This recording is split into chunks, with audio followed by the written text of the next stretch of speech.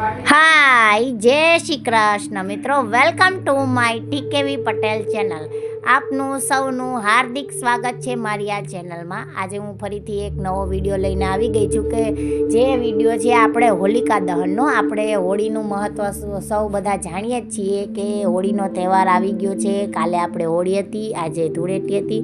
તો કાલે જે હોળી હતી એનો વિડીયો મૂકેલો છે અને હોળીનું જે મહત્ત્વ છે શું છે શું ને એ આ વિશે આપણે થોડું ઘણું આજે જાણીશું અને એના વિશે હું તમને થોડી જાણકારી આપીશ કે હોળી શા માટે ઉજવાય છે અને શું મહત્ત્વ છે એનું. તો ચાલો આપણે સ્ટાર્ટ કરીએ મિત્રો. હોળી એ વસંત ઋતુમાં આપણે ઉજવાતો તહેવાર છે મિત્રો. ફાગણ માસની પૂનમે આ ઉત્સવ સમગ્ર ભારતમાં ઉજવાય છે. ઇતિહાસકારો માને છે કે આર્યોમાં પણ આ ઉત્સવનું મહત્ત્વ હતું. પૂર્વ ભારતમાં આ તહેવાર ખાસ રૂપથી મનાવાય છે. આ ઉત્સવ ખૂબ જ પુરાતન છે.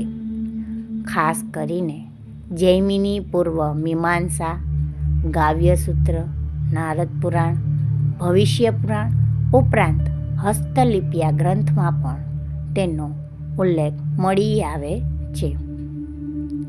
વિંધ્ય ક્ષેત્રના રામગઢ સ્થાનમાં 300 વર્ષ પુરાતન અભિલેખમાં પણ આ ઉત્સવનો ઉલ્લેખ થયેલો છે. સુપ્રસિદ્ધ મુસ્લિમ પર્યટક અલબુર્ની એ પણ ઐતિહાસિક યાત્રાના સંસ્મરણોમાં હોળીનો ઉલ્લેખ કરેલો છે. હિન્દુ મુસ્લિમ બંનેમાં આ ઉત્સવ ઉજવાય છે. અકબર જોધાબાઈની સાથે જહાંગીર નૂરજહાંની સાથે હોળી રમ્યાનો ઇતિહાસ આપણને મળી આવેલો છે. કૃષ્ણકાળમાં પણ ગોપી રાધા અને કૃષ્ણ સાથે રંગોત્સવ રમ્યાની કૃષ્ણલીલાની વાર્તા ધર્મગ્રંથોમાં પણ મળી આવે છે. ઉપરાંત વિજયરાજનગરની રાજધાની હપી હોસ્પેટના 16મી સદીના ચિત્રફલક ઉપર પણ હોળી ઉત્સવનું અતિ સુંદર ચિત્ર મળી આવ્યું છે. હોળીના પવિત્ર દિવસે નવવિવાહિત મહિલા પતિ સાથે હોલિકાની પૂજા કરે છે. ધાણી, દાળ, ખજૂરનો પ્રસાદ ધરે છે. અબીલ, ગુલાલ, કુમકુમથી પણ પૂજા કરે છે. તામ્રપત્રમાં જળ ભરીને બંને વ્યક્તિ જળની ધારાવહી કરે છે. પૌરાણિક કથા મુજબ ભક્ત પ્રહલાદ ભગવાન વિષ્ણુના પરમ ભક્ત હતા. તેમના પિતા રાક્ષસ કુળમાં જન્મને લીધે ભગવાન વિષ્ણુના વિરોધી હતા. પ્રહલાદ એ વિષ્ણુની ભક્તિ કરે તે હિરણ્યકશ્યપુને બિલકુલ પસંદ ન હતું. તેમણે પ્રહલાદને અનેક તકલીફ આપીને મનાવવા પ્રયત્ન કર્યો કે પ્રહલાદ ભગવાન વિષ્ણુની ભક્તિ છોડી દે. હિરણ્યકશ્યપુ રાક્ષસ કુળનો ખૂબ જ ક્રૂર રાજા હતો. પોતાના રાજમાં વિષ્ણુ કે અન્ય દેવોની પૂજા કરનારને આકરી સજા કરતો હતો. પરંતુ તેનો પુત્ર પ્રહલાદ ભગવાન વિષ્ણુનો પરમ ભક્ત હતો. હિરણ્યકશ્યપુએ પ્રહલાદને અનેક યાતનાઓ આપી તેમજ મારવા અનેક પ્રયાસો કર્યા, પણ એ બધામાં પ્રહલાદનો આબાદ બચાવ થયો હતો. હિરણ્યકશ્યપુની બહેનનું નામ હોલિકા હતું અને તેની પાસે એવી ઓઢણી હતી કે જે ઓઢવાથી અગ્નિમાં બળી શકે નહીં. આથી હોલિકાના ખોળામાં બાળ પ્રહલાદને બેસાડી આગમાં તેને સળગાવી દેવાનું નક્કી કરાયું. પ્રહલાદ તો એવો ભક્ત નીકળ્યો કે ઓઢણી પ્રહલાદ ઉપર આવી ગઈ ને આગમાં હોલિકા બળી ગઈ. પ્રહલાદ બચી ગયો અને ભક્તિની જીત થઈ. આ માનમાં બીજા દિવસે રંગોત્સવ મનાવાય છે. હોળીના પ્રગટવા સાથે હોળીની જ્યોત કઈ દિશા તરફ નમે છે તેના ઉપરથી આવનારું વર્ષ, વરસાદની ક્ષમતા, વર્ષની સમૃદ્ધિનું અનુમાન લગાવી શકાય છે. વૃંદાવન, ગોકુળ, મથુરા, વ્રજમાં હોળી ધૂળેટી ઉત્સવ ખૂબ જ ઉત્સાહભેર ઉજવાય છે. એક સમયે કૃષ્ણને કોઈએ કહ્યું હતું કે તું કાળો છે અને રાધા ગોરી છે.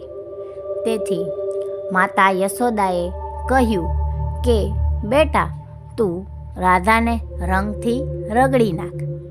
આ માનમાં રાધા કૃષ્ણ વચ્ચે રંગોત્સવનો ઉજવાય છે. તો હોળીના 8 દિવસ પહેલાંથી હોળાષ્ટક શરૂ થઈ જાય છે. આ દિવસોમાં શુભ કાર્યનો આરંભ થતો નથી.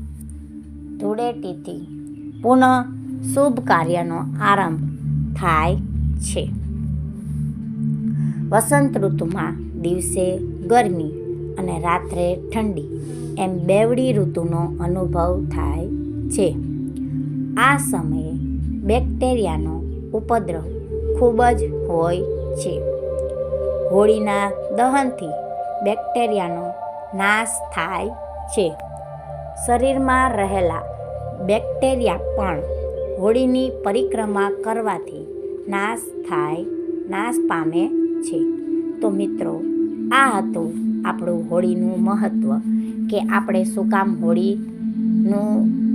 હોલિકા દહન કરીએ છીએ અને એનાથી શું ફાયદો થાય છે, શું મહત્ત્વ છે, એ બધું આપણે જાણ્યું. તો એમાં મિત્રો એમ હતું કે જો આ હોલિકા દહનમાં હોલિકા જ્યારે બળી ગઈ તો ત્યારે આપણે સત્યની વિજય થઈ, ભક્તિની જીત થઈ અને આપણો અસત્ય હારી ગયું અને જે અસુર રાક્ષસની બહેન હતી એ પણ આમાં નાશ પામી. તો મિત્રો, એટલા માટે જ આપણે હોળી ઉજવાય છે. અને બીજા દિવસે આપણે રંગોત્સવ ઉજવીએ છીએ, એટલે કે ધૂળેટીના દિવસે આપણે એકબીજાને કલર ઉડાડીએ છીએ કે જેથી આપણે